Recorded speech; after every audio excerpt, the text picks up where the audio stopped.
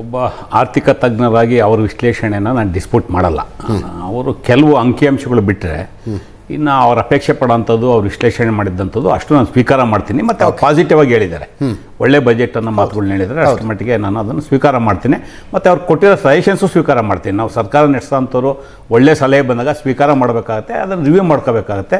ಮತ್ತು ಇವೆಲ್ಲದರ ಮಧ್ಯೆ ಅವ್ರು ಹೇಳಿದ್ರು ಸಿದ್ದರಾಮಯ್ಯನವರು ಒಳ್ಳೆ ಚೆನ್ನಾಗಿ ಬ್ಯಾಲೆನ್ಸ್ ಮಾಡಿದ್ದಾರೆ, ಒಳ್ಳೆ ಬಜೆಟ್ ಕೊಟ್ಟಿದ್ದಾರೆ, ಒಂದು ಆ್ಯಂಬಿಷನ್ ಬಜೆಟು ಮತ್ತು ಒಳ್ಳೆ ಈ ವಿಚಾರಗಳನ್ನ ಇಟ್ಕೊಂಡಿದ್ದಾರೆ. ಅಂದರೆ ರಾಜ್ಯದ ಪ್ರಗತಿಯ ಹಿನ್ನೆಲೆಯಲ್ಲಿ ಒಳ್ಳೆ ಅಂಶಗಳನ್ನ ಸೇರಿಸಿದ್ದಾರೆ ಅನ್ನೋ ಮಾತನ್ನು ಹೇಳಿದರೆ ನಾನು ಅದನ್ನು ಸ್ವೀಕಾರ ಮಾಡ್ತೀನಿ. ಆದರೆ ಅವರು ಪ್ರಾರಂಭದಲ್ಲಿ ಅದನ್ನು ಹೇಳಿದೆ ನಾನು, ಕೆಲವು ಅಂಕಿಅಂಶಗಳು ಅವ್ರಿಗೂ ನಮಗೂ ವ್ಯತ್ಯಾಸ ಇದೆ. ಈಗ ಅವ್ರು ಹೇಳಿದ್ರು 4,08,000 ಕೋಟಿ ಬಜೆಟ್ ಇತ್ತು, 4,08,000 ಮತ್ತು ಅದರಲ್ಲಿ 3,95,96 ಆಯಿತು, ಕಡಿಮೆ ಆಯ್ತಂತ. ಯಾಕೆ ಅಂತ ಹೇಳಿ ಅದನ್ನೊಂದು ಅವ್ರು ಕೈ ಬಿಟ್ಟರು. ನಾನು ಹೇಳ್ತೀನಿ, GST ಕೇಂದ್ರ ಸರ್ಕಾರ ಮಧ್ಯದಲ್ಲಿ ಕೆಲವನ್ನ ಎಕ್ಸೆಂಪ್ಷನ್ ಕೊಟ್ಟಿದ್ದರಿಂದ ನಾವೇ ನಿರೀಕ್ಷೆ ಇಟ್ಕೊಂಡಿದ್ದು 12,000ದಿಂದ 15,000 ಕೋಟಿ ಅದು ಕಡಿಮೆ ಆಯಿತು. ಅದು ಅಲ್ಲಿ ರಿಫ್ಲೆಕ್ಟ್ ಆಗ್ತಾ ಇದೆ. ನಮಗೆ ಟೋಟಲ್ ಬಜೆಟ್ ಗಾತ್ರ ಕಡಿಮೆ ಆದಂಥದ್ದು ನೋಡಿ. 95-96ರಲ್ಲಿ ಸನ್ಮಾನ್ಯ ಸಿದ್ದರಾಮಯ್ಯನವರು ಈ ರಾಜ್ಯದ ಪ್ರಥಮ ಹಣಕಾಸು ಸಚಿವರಾಗಿ 11,000 ಕೋಟಿ ರೂಪಾಯಿಗಳ ಬಜೆಟನ್ನು ಕೊಟ್ಟರು. ಮೊದಲನೇ ಬಜೆಟಲ್ಲಿ ಅವರೇನೋ ಸೋಷಿಯಲ್ ಜಸ್ಟಿಸು, ಸೋಷಿಯಲ್ ಕಮಿಟ್ಮೆಂಟು ಇಟ್ಕೊಂಡು ಬಜೆಟನ್ನು ಕೊಟ್ಟರು.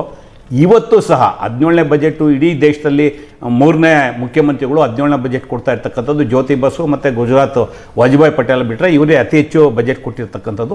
ಇವತ್ತು ಜನಸಾಮಾನ್ಯರು ಮಾತಾಡ್ತಾ ಇರ್ತಕ್ಕಂಥದ್ದು ಇಷ್ಟು ಬ್ಯಾಲೆನ್ಸ್ ಆಗಿ ಮತ್ತು ಸರ್ಕಾರಿ ಕಾರ್ಯಕ್ರಮಗಳನ್ನ, ಜನಪರ ಕಾರ್ಯಕ್ರಮಗಳನ್ನ ಉಳಿಸ್ಕೊಂಡು ಬಜೆಟ್ ಕೊಟ್ಟಿರ್ತಕ್ಕಂಥದ್ದು ಎಲ್ಲರೂ ಮೆಚ್ಚುವಂಥ ವಿಚಾರ. ನಾನು ನಮ್ಮ ಪಕ್ಷದ ಪರವಾಗಿ, ಕರ್ನಾಟಕದ ಜನರ ಪರವಾಗಿ ಸನ್ಮಾನ್ಯ ಸಿದ್ದರಾಮಯ್ಯನವರಿಗೆ ಅಭಿನಂದನೆಗಳನ್ನ ಹೇಳ್ತೇನೆ.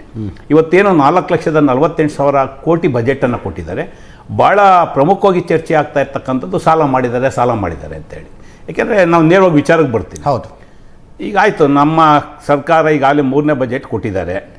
ಮೊದಲನೇ ಬಜೆಟಲ್ಲೇ ನಾವು ಗ್ಯಾರಂಟಿಗಳು 56,000 ಕೋಟಿ ಬಜೆಟ್ ಇದನ್ನ ಗ್ಯಾರಂಟಿಗಳು ಕೊಟ್ಟು ಅವತ್ತಿಂದ ನಡೆಸ್ಕೊಂಬಂದಿದ್ದೀವಿ. ನಾಟ್ ಓನ್ಲಿ ಗ್ಯಾರಂಟಿ, ರೈತರಿಗೆ ಉಚಿತ ವಿದ್ಯುತ್ ಕೊಡ್ತಾ ಇರೋದಕ್ಕೆ 26,000 ಕೋಟಿ ವಾರ್ಷಿಕವಾಗಿ ಕೊಡ್ತಾ ಇದ್ದೀವಿ.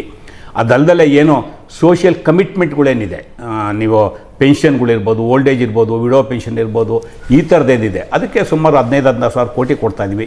ಒಟ್ಟಾರೆ 1,09,000 ಕೋಟಿ ರೂಪಾಯಿಗಳನ್ನ ವಾರ್ಷಿಕವಾಗಿ ನಾಟ್ ಓನ್ಲಿ ಗ್ಯಾರಂಟಿ ಎಲ್ಲ ಸರ್ಕಾರಿ ಸಾಮಾಜಿಕ ಕಾರ್ಯಕ್ರಮಗಳಿಗೆ ಸಿದ್ದರಾಮಯ್ಯ ಸರ್ಕಾರ ಕೊಡ್ತಾ ಇದೆ.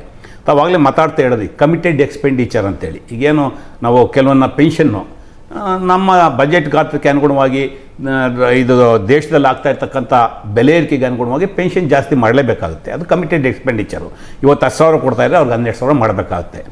ಆ ನಿಟ್ಟಿನಲ್ಲಿ ಅದು ಎಕ್ಸ್ಪೆಂಡಿಚರ್ ಜಾಸ್ತಿ ಆಗಿದೆ. ಬಿಟ್ಟರೆ ಒಂದು ಪ್ರಮುಖವಾದ ಪ್ರಶ್ನೆ ನಾನು ಹೇಳೋದಕ್ಕೆ ಇಷ್ಟಪಡ್ತೀನಿ. ಇವತ್ತಾಯಿತು, ನಾವು ಗ್ಯಾರಂಟಿ ಪ್ರೋಗ್ರಾಮ್ನ ನಮ್ಮ ಸರ್ಕಾರ ಬಂದಾಗ ಕೊಟ್ಟಿದ್ದೀವಿ, ಸಾಲ ಮಾಡ್ತಾಯಿದ್ದೀವಿ. ಹಿಂದೆ ಗ್ಯಾರಂಟಿ ಪ್ರೋಗ್ರಾಮ್ ಇರಲಿಲ್ಲಲ್ಲ, BJP ಸರ್ಕಾರ ಇತ್ತಲ್ಲ, ಇವ್ರು ಯಾಕೆ ಸಾಲ ಮಾಡಿದ್ರು? ಬಸವರಾಜ ಬೊಮ್ಮಾಯಿ ಸರ್ಕಾರದಲ್ಲಿ 70,000 ಕೋಟಿ ಸಾಲ. ಸಾಲ ಅನ್ನೋದು ನಮ್ಮ ಆರ್ಥಿಕ ವ್ಯವಸ್ಥೆ, ಬಜೆಟ್ ವ್ಯವಸ್ಥೆ ಬಂದಾಗಲಿಂದಲೂ ಆ ಬಜೆಟ್ ಗಾತ್ರಕ್ಕೆ ಅನುಗುಣವಾಗಿ ಸಾಲವನ್ನು ಮಾಡ್ಕೊಂಬಂದಿರ್ತಕ್ಕಂಥದ್ದು ಎಲ್ಲ ಸರ್ಕಾರಗಳು ಮಾಡಿದ್ದಾವೆ, ಮುಂದಕ್ಕೂ ಮಾಡ್ತವೆ. ಕೇಶವ್ ಅವರು ಒಂದು ವಿಷಯ ರೇಸ್ ಮಾಡಿದರು, ಒಟ್ಟಾರೆ ಸಾಲದಲ್ಲಿ ಎಷ್ಟು ಪ್ರಮಾಣವನ್ನು ನೀವು ಕ್ಯಾಪೆಕ್ಸ್ಗೆ ಹಾಕ್ತಾ ಇದ್ದೀರಿ ಅಂತ. ಕ್ಯಾಪಿಟಲ್ ಎಕ್ಸ್ಪೆಂಡಿಚರ್ ಎಷ್ಟು ಮಾಡ್ತಾ ಇದ್ದೀರಿ, ಅಸೆಟ್ ಕ್ರಿಯೇಷನ್ ಎಷ್ಟು? ಈಗ ಅದನ್ನು ಕ್ಯಾಪಿಟಲ್ ಎಕ್ಸ್ಪೆಂಡಿಚರ್ ಅದು ಮ್ಯಾಟರ್ ಆಗಲ್ಲ. ಅಲ್ಲ, ಕ್ಯಾಪಿಟಲ್ ಎಕ್ಸ್ಪೆಂಡಿಚರ್ ನೀವೇ ಹೇಳಿದ್ರಿ 74,000 ಕೋಟಿ ಚಿಲ್ಲರೆ ತಾವೇನು ಒಂದು ಕೋಟ್ ಮಾಡಿದ್ರಿ, ತಾವು ಹೇಳಿದ್ರಿ. ನಾನು ಈಗ ಅದನ್ನು ಹೇಳಿದ್ರೆ ಸೋಷಿಯಲ್ ಕಮಿಟ್ಮೆಂಟು. ಈಗ ಕೇಂದ್ರದಲ್ಲಿ BJP ಸರ್ಕಾರ ಇದೆ. ಅವ್ರು ಯಾವ ಗ್ಯಾರಂಟಿ ಸ್ಕೀಮು ಈ ದೇಶದಲ್ಲಿ ಕೊಡ್ತಾ ಇಲ್ಲ. ಅವರು 2014ರಲ್ಲಿ ಮೋದಿರವರ ಸರ್ಕಾರ ಬಂದಾಗ ಇಡೀ ದೇಶದ ಸಾಲ ಎಷ್ಟು? 60 ಲಕ್ಷ ಕೋಟಿ. ಇವತ್ತೆಷ್ಟಿದೆ? ಅವ್ರನ್ನ ಯಾವ ಗ್ಯಾರಂಟಿ ಸ್ಕೀಮ್ ಕೊಟ್ಟಿಲ್ಲ ಈ ದೇಶದ ಜನಕ್ಕೆ. 200 ಲಕ್ಷ ಕೋಟಿ. 55 ಲಕ್ಷ ಕೋಟಿ ಬಜೆಟ್ ಏನು ಕೊಡ್ತೀರಾ, ಅಲ್ಲಿರ್ತಕ್ಕಂಥ ಟೋಟಲ್ ಸಾಲ 200 ಲಕ್ಷ ಕೋಟಿ. ಅಂದರೆ ಆಯಾ ಸರ್ಕಾರಗಳು ಅವರ ಬಜೆಟ್ಗೆ ಅನುಗುಣವಾಗಿ ನಮ್ದೇನು ಆರ್ಥಿಕ ಶಿಸ್ತು ಅಂತ ಏನು ಕರಿತೀವಿ ಕರ್ನಾಟಕದಲ್ಲಿ. ಸೆಂಟ್ರಲ್ ಬಜೆಟ್ ಇತ್ತೀಚೆಗಷ್ಟೇ ಆಯಿತು. ಅವ್ರು ಹೇಳಿದ್ರು ನಾವು ಅಧಿಕಾರಕ್ಕೆ ಬಂದಾಗಿನಿಂದ ಕ್ಯಾಪೆಕ್ಸ್ 10 ಪಟ್ಟು ಜಾಸ್ತಿ ಆಗಿದೆ. ನಾಟ್ 10%, 10% ಅಲ್ಲ, 10 ಪಟ್ಟು ಜಾಸ್ತಿ ಆಗಿದೆ. ಆಯಿತು, 12 ಲಕ್ಷದ ಚಿಲ್ಲರೆ ಕೋಟಿ ಕ್ಯಾಪೆಕ್ಸ್ ತಂದಿದ್ದೀವಿ ಅಂತ ನೀವು ಹೇಳ್ತಿದ್ದೀರಾ. ಅಂಕಿಅಂಶಗಳು ಹೇಳೋದಕ್ಕೆ ಚೆನ್ನಾಗಿರುತ್ತೆ. ನಂದೊಂದು ಸರಳವಾದ ಪ್ರಶ್ನೆ. ಇವತ್ತು ಸನ್ಮಾನ್ಯ ಅಶೋಕ್ ರವರು, ಛಲವಾದಿ ನಾರಾಯಣಸ್ವಾಮಿ ಅವರಾರ ಪಾಪ ಎಲ್ಲ ಚಂಬು ಇಟ್ಕೊಂಡು ಪ್ರತಿಭಟನೆ ಮಾಡೋರು. ಅವ್ರದ್ದು ಯಾಕೆಂದ್ರೆ ಅವ್ರ ಸಿಂಬಲ್ ಅದು ಚಂಬು ಜನಕ್ಕೆ ಕೊಟ್ಟಿದ್ದಾರೆ, ಅದನ್ನ ಇಟ್ಕೊಂಡು ಪ್ರತಿಭಟನೆ ಮಾಡಿದ್ದಾರೆ. ಕೇಂದ್ರದಲ್ಲಿ ಈಗ ನಿನ್ನೆ ಅವರಾರ ನಮ್ಮ ಹುಬ್ಳಿ MLA ಅವರು ಸಹ ಒಂದು ಪ್ರೆಸ್ ಮೀಟ್ ಮಾಡಿ ಮಾತಾಡಿದ್ದಾರೆ. ಯಾವುದು ನಾವೇನು STP TSP ಯೋಜನೆ ಇದೆ ಅಂತೇಳಿ. ಕರ್ನಾಟಕದಲ್ಲಿ ಪ್ರಥಮ ರಾಜ್ಯ STP TSP ಯೋಜನೆಯನ್ನು ಜಾರಿಗೆ ತಂದಂಥದ್ದು. ಐ ಥಿಂಕ್ ಆಂಧ್ರ ಪ್ರದೇಶ ಬಿಟ್ಟರೆ ನೆಕ್ಸ್ಟ್ ನಾವು ಜಾರಿಗೆ ಅಲ್ಲ, ಈ ಕ್ಯಾಪೆಕ್ಸ್ ವಿಷಯ ಮುಗಿಸ್ಕೊಂಡು ಕ್ಯಾಪೆಕ್ಸ್ ವಿಷಯಕ್ಕೆ ಬರ್ತೀನಿ. ಟೋಟಲ್ ಸಾಲದಲ್ಲಿ ಒಂದು ನಿಮಿಷ ಬರ್ತೀನಿ. ಈಗ ನಾವು ಜನಸಂಖ್ಯೆಗೆ ಅನುಗುಣವಾಗಿ ನಮ್ಮ ಬಜೆಟಲ್ಲಿ ಬೇರೆ ಇಲಾಖಾವಾರು ಬಿಟ್ಬಿಟ್ಟು SCP TSPಗೆ 10% ಹಣ ಸಿದ್ದರಾಮಯ್ಯ ಕೊಡ್ತಾ ಇದ್ದಾರೆ. ನೀವು ಇಡೀ ಕೇಂದ್ರ ಸರ್ಕಾರದಲ್ಲಿ 55 ಲಕ್ಷ ನೀವು ಕೊಡ್ತಾ ಇದ್ದೀರಲ್ಲ ಬಜೆಟ್, SCP TSP ಯೋಜನೆ ಇಲ್ಲ ನಿಮ್ಮಲ್ಲಿ ಒಂದು, ಅದಿರಲಿ. ಒಟ್ಟಾರೆ ನಿಮ್ಮ ಸರ್ಕಾರದಲ್ಲಿ ಇನ್ಕ್ಲೂಡಿಂಗ್ ಆಲ್ ಡಿಪಾರ್ಟ್ಮೆಂಟು SCಗಳಿಗೆ ನೀವು ಕೊಡ್ತಾ ಇರೋ ಅನುದಾನ ಎಷ್ಟು ಟೋಟಲ್ ನಿಮ್ಮ ಬಜೆಟಲ್ಲಿ? ಅಲ್ಲಿ 4.5%. ಆ ಪ್ರಕೋಷ್ಠದವ್ರು ಕೂತ್ಕೊಂಡಿದ್ದಾರೆ. ನಾನು ಹೇಳ್ತೀನಿ, ಇಲ್ಲಿ ನನ್ನ ಹತ್ರ ಇದೆ ಅಂಕಿಅಂಶ. 4.5%. STಗಳು ಕೊಡ್ತಾ ಇರೋದು 3%. ಭಾಷಣ ಹೊಡೆಯೋಕ್ಕೆ BJPಗೆ ಚೆನ್ನಾಗಿರುತ್ತೆ.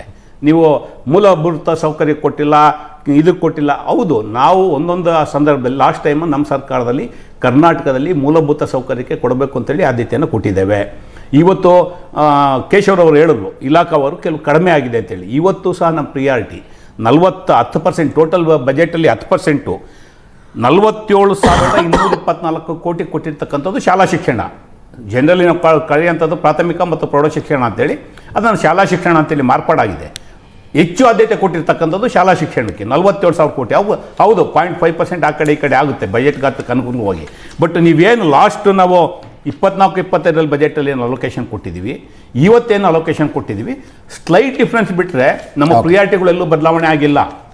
ನೀವು ಮೂಲಭೂತ ಸೌಕರ್ಯ ಇರ್ಬೋದು, ಶಿಕ್ಷಣ ಇರ್ಬೋದು, ಆರೋಗ್ಯ ಇರ್ಬೋದು, ಗ್ರಾಮೀಣಾಭಿವೃದ್ಧಿ ಇರ್ಬೋದು, PWD ಇರ್ಬೋದು, ಏನೇನು ಅಲೋಕೇಶನ್ ಕೊಟ್ಟಿದ್ದೀವಿ ಸಿದ್ದರಾಮಯ್ಯನವ್ರು ಎಲ್ಲೂ ಕಾಂಪ್ರಮೈಸ್ ಆಗಿಲ್ಲ. ನನ್ನ ಪ್ರಶ್ನೆ ಇರ್ತಕ್ಕಂಥದ್ದು, ಅಷ್ಟೆಲ್ಲ ಮಾತಾಡೋರು ನೀವು ಹಿಂದೆ BJP ಸರ್ಕಾರ ನೀವು ಯಾವ ಗ್ಯಾರಂಟಿನೂ ಕೊಟ್ಟಿರಲಿಲ್ಲ, ಸಾಲ ಯಾಕೆ ಮಾಡಿದ್ರೆ? ಈಗ ರೆವಿನ್ಯೂ ವಿಷಯ ಆಗಲೇ ಮಾತಾಡ್ತಾ ಇರೋದು. ನಮ್ಮ ರೆವಿನ್ಯೂ ಮೇಲೂ ಸಹ ನಾವು ಅದನ್ನೆಲ್ಲ ನಿರ್ದಿಷ್ಟವಾಗಿ ಹೇಳಬೇಕಾಗತ್ತೆ. ಈಗ 39,000 ಕೋಟಿ 40,000 ಕೋಟಿ ಎಕ್ಸ್ಚೇಂಜಲ್ಲಿ ನಿರೀಕ್ಷೆ ಮಾಡಿದ್ರು. ಈ ಸಲ 45,000 ಕೋಟಿ ನಿರೀಕ್ಷೆ ಮಾಡಿದ್ದಾರೆ ಅಂತೇಳಿ. 1 ಲಕ್ಷ ಚಿಲ್ಲರೆ ಕೋಟಿ ಹೋದ ನಾವು ವಾಣಿಜ್ಯ ತೆರಿಗೆಯನ್ನು ಮಾಡಿದ್ವಿ. ಈಗ 1.25 ಲಕ್ಷ ಕೋಟಿನ ನಾವು ಟಾರ್ಗೆಟ್ ಮಾಡಿದ್ದೀವಿ.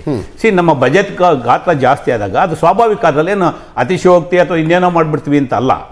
ನಮಗೆ ನೀವು ಟೋಟಲ್ ಏನು ಕೇಂದ್ರದಿಂದ ಬರುವಂಥ ಅನುದಾನಗಳಿರ್ಬೋದು, ಗ್ರಾಂಟ್ ಇನ್ ಏಡ್ ಇರ್ಬೋದು, ಅಥವಾ ನಮಗೆ ಡಿವಾಲ್ಯೂಷನ್ ಆಫ್ ದ ಟ್ಯಾಕ್ಸ್ ನಮಗೆ ಕೊಡುವಂಥ ಸಂಖ್ಯೆ ಕಡಿಮೆ ಆದಂಥ ಸಂದರ್ಭದಲ್ಲಿ ಬೇರೆ ರೀತಿಯಲ್ಲಿ ನಾವು ರೆವಿನ್ಯೂ ಜನರೇಟ್ ಮಾಡಬೇಕಾಗುತ್ತೆ. ಈ ದೇಶದಲ್ಲಿ GST ಕಾಯ್ದೆ ಬಂದ ನಂತರ ನಾಟ್ ಓನ್ಲಿ ಕರ್ನಾಟಕ, ಪ್ರತಿ ರಾಜ್ಯಗಳಿಗೆ ಸಂಪನ್ಮೂಲ ಕ್ರೋಢೀಕರಣ ಮಾಡ್ಕೊಳ್ಳೋದಕ್ಕೆ 5 6 ಬಾಬ್ ಅಷ್ಟೇ ಇರ್ತಕ್ಕಂಥದ್ದು. ಅದ್ರ ಮೇಲೆ ನೀವು ಹೋಗೋದಕ್ಕೆ ಅವಕಾಶನೇ ಇಲ್ಲ. ಹಿಂದೆ ಭಾಳ ಸಂದರ್ಭದಲ್ಲಿ ಆಗಲೇ ಯಾವುದೋ ಇನ್ನೊಂದು ಸಂದರ್ಭದಲ್ಲಿ ಅವ್ರು ಹೇಳಿದ್ರು, ಕೇಶವರು ಯಾರೊಬ್ಬ ಗ್ರೀನ್ ಅವರು ಮಾತಾಡ್ತಾ ನಮ್ಗೆ ಅದು ಕಡಿಮೆ ಆಗಬೇಕು ಇದು ಕಡಿಮೆ ಆಗಬೇಕು. ಬೆಲೆ ಏರಿಕೆಗೆ ಸಂಬಂಧಪಟ್ಟಂಥದ್ದು ಕೇಂದ್ರ ಸರ್ಕಾರದ ವಿಚಾರ. ಇವತ್ತು ಹಿಂದೆ ಏನಾಗ್ತಾ ಇತ್ತು, ಇಲ್ಲಿ ಯಾವುದಾದ್ರು ಒಂದು ಹವಾಯಿ ಚಪ್ಪಲಿ ಕೊಂಡ್ಕೊಂತೀವಿ ಅಂದರೆ ಅಥವಾ ಯಾವುದೋ ಒಂದು ಬಟ್ಟೆ ಕೊಂಡ್ಕೊಂತೀವಿ ಅಂದರೆ ಟ್ಯಾಕ್ಸ್ ಹಾಕೋದಕ್ಕೆ ನಮ್ಮ ರಾಜ್ಯ ಸರ್ಕಾರಗಳಿಗೆ ಅವಕಾಶ ಇತ್ತು. ಇವತ್ತು ಆ ಅವಕಾಶಗಳು ಇಲ್ಲ. ಬೆಲೆ ಏರಿಕೆಗೆ ಸಂಬಂಧಪಟ್ಟಂತೆ ಅವ್ರಿಗೆ ಅಫ್ಕೋರ್ಸ್ ನಾವು ಟ್ಯಾಕ್ಸು ತೆರಿಗೆ ಮತ್ತೊಂದನ್ನ ಜಾಸ್ತಿ ಮಾಡಿದ್ದೀವಿ, ಇಲ್ಲ ಅಂತ ಹೇಳೋದಿಲ್ಲ. ಅಟ್ ದ ಸೇಮ್ ಟೈಮ್ ಈಗ ಅವರು ಮಾತಾಡ್ತಾ ಇವ್ರದ್ದು ಗೋವಿಂದ ಸ್ವಾಮಿ ಅವರ ರಿಪೋರ್ಟನ್ನು ಪ್ರಸ್ತಾಪ ಮಾಡೋರು. 174 ಗೋವಿಂದ ರಾವ್ ಅವರ ವರದಿ ಕೊಟ್ಟಿದ್ದಾರೆ. 175 ತಾಲೂಕು ಐಡೆಂಟಿಫೈ ಮಾಡಿದ್ದಾರೆ. ಇಷ್ಟೆಲ್ಲ ಹಣ ವಿನಿಯೋಗ ಆದರೂ ಸಹ ಅದು ತಲುಪಿಲ್ಲ ಅಂತೇಳಿ ಅಬ್ಸಲ್ಯೂಟ್ಲಿ ರಾಂಗ್. ಡಾಕ್ಟರ್ ನಂಜುಂಡಪ್ಪರವರು ರಿಪೋರ್ಟ್ ಕೊಟ್ಟಂಥ ಸಂದರ್ಭದಲ್ಲೂ ಸಹ ಈ ರಾಜ್ಯದಲ್ಲಿ ರಿಪೋರ್ಟ್ ಕೊಟ್ಟಂತಿದ್ದು 175 ತಾಲೂಕೆ. ಬಟ್ ಇವತ್ತೇನಾಗಿದೆ, ಪ್ಯಾರಾಮೀಟರ್ಸ್ ಇದೆ. ಅವರು ಒಂದು ಅಳತೆ ಮಾಡಬೇಕಾದ್ರೆ ಆ ಪ್ಯಾರಾಮೀಟರ್ಸ್ ಅನುಗುಣವಾಗಿ ಈ ತಾಲೂಕು ಅಭಿವೃದ್ಧಿ ಆಗಿಲ್ಲ ಅಂತ ಹೇಳ್ತಾರೆ. ಬಿಟ್ಟರೆ ನೀವು ಪರ್ ಕ್ಯಾಪಿಟಲ್ ಇನ್ಕಮ್ ತಗೊಳ್ಳಿ, ದೆಹಲಿ ಗೋವಾ ಬಿಟ್ಟರೆ ನಾವು we are in 3rd place. ಅವತ್ತೇನು ನಂಜುಂಡಪ್ಪ ರಿಪೋರ್ಟ್ ಬಂದಾಗ ಪರ್ ಕ್ಯಾಪಿಟಲ್ ಇನ್ಕಮ್ ಏನಿತ್ತು, ಇವತ್ತೇನಿದೆ ಅಂದ್ರೆ ಉಳಿದವರು ಸ್ವಲ್ಪ ಸ್ಪೀಡ್ ಆಗಿ ಹೋಗಿದ್ದಾರೆ, ಅವ್ರು ಇನ್ನೂ ಹಿಂದೆ ಇದ್ದಾರೆ ಅಂತ ಸರ್. ಅದು ಬಿಟ್ಟರೆ ಗೋವಿಂದ ರಾವ್ ಅವ್ರ ರಿಪೋರ್ಟಲ್ಲಿ ಯಾಕೆ ನಾನು ಅದೊಂದಕ್ಕೆ ಸೀಮಿತವಾಗಿ ನಾನು ಹೇಳ್ತಾ ಇದ್ದೀನಿ ಮಾತನ್ನು. ಯಾಕೆ ಅಂದರೆ ಅವ್ರು 175 ತಾಲೂಕು ಬಂದಿದೆ, ಇಷ್ಟೆಲ್ಲ ವಿನಿಯೋಗ ಆಗಿದೆ, ಆಗಿಲ್ಲ ಅಂತಂದರೆ ಪ್ಯಾರಾಮೀಟರ್ಸ್ ಅವ್ರು ತಗೊಂಡಿರೋದು ವ್ಯತ್ಯಾಸ ಇರ್ಬೋದು. ಈಗ ಡಾಕ್ಟರ್ ಪರಮೇಶ್ವರ್ ಹೇಳ್ತಾ ಇದ್ರು, ತುಮಕೂರಲ್ಲಿ ತಗೊಂಡ್ರೆ ದಿ ಅಚೀವ್ಡ್ ಲಾಟ್. ನೀವು ಬೇರೆ ಎಂಪ್ಲಾಯ್ಮೆಂಟ್ ವಿಚಾರ ಇರ್ಬೋದು, ಇಂಡಸ್ಟ್ರಿ ವಿಚಾರ ಇರ್ಬೋದು, ಹೌಸಿಂಗ್ ಸ್ಕೀಮ್ ಇರ್ಬೋದು, ಬೆನಿಫಿಷಿಯರ್ಸ್ ಆರ್ ಮೋರ್. ಬಟ್ ಆ ಪ್ಯಾರಾಮೀಟರ್ಸ್ ಅವ್ರು ಏನೋ ಒಂದು ರಿಪೋರ್ಟ್ ಕೊಟ್ಟಿದ್ದಾರೆ, ಡೆವಲಪ್ಮೆಂಟ್ ಆಗಿಲ್ಲ ಅಂತ ಅಲ್ಲ. ಸಾಕು ಪರ್ ಕ್ಯಾಪಿಟಲ್ ಇನ್ಕಮ್ ಜಾಸ್ತಿ ಆಗಿದೆ, ಮನೆಗಳು ಕೊಡಂತ ಜಾಸ್ತಿ ಆಗಿದೆ, ಸ್ಕಾಲರ್ಶಿಪ್ಗಳು ಕೊಡಂತ ಜಾಸ್ತಿ ಆಗಿದೆ, ಪಬ್ಲಿಕ್ ಸ್ಕೂಲ್ ಕೊಡಂತ ಜಾಸ್ತಿ ಆಗಿದೆ, ಲಿಟರಸಿ ಪ್ರೋಗ್ರಾಮ್ ಜಾಸ್ತಿ ಆಗಿದೆ. ಸೊ ಹಾಗಾಗಿ ಒಟ್ಟಾರೆಯಾಗಿ ಸಿದ್ದರಾಮಯ್ಯ ಇವತ್ತೇನು ಈ ಜನಪರವಾದಂಥ ಕಾರ್ಯಕ್ರಮ 3 ವರ್ಷದಲ್ಲಿ ಕೊಟ್ಟಿದ್ದಾರೆ. ಹಿಂದಿಂದು 13ರಿಂದ 18 ಬೇರೆ. ಇವತ್ತು ಕಾಂಗ್ರೆಸ್ ಸರ್ಕಾರ, ಸಿದ್ದರಾಮಯ್ಯನವ್ರ ಸರ್ಕಾರ, DK ಶಿವಕುಮಾರ್ ಸರ್ಕಾರ ಏನು ಜನಪರವಾದಂಥ ಯೋಜನೆಗಳು ಜಾರಿಗೆ ತಂದಿದ್ದಾರೆ, ಎಲ್ಲೂ ಕಾಂಪ್ರಮೈಸ್ ಆಗಿಲ್ಲ.